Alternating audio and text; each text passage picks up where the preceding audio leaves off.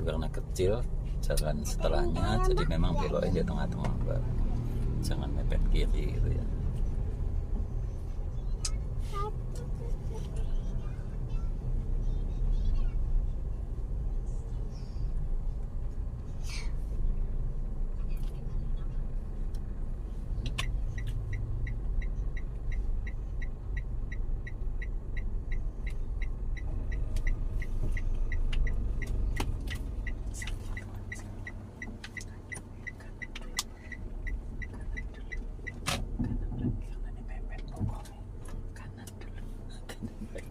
Pokoknya sing di sampingku mepet.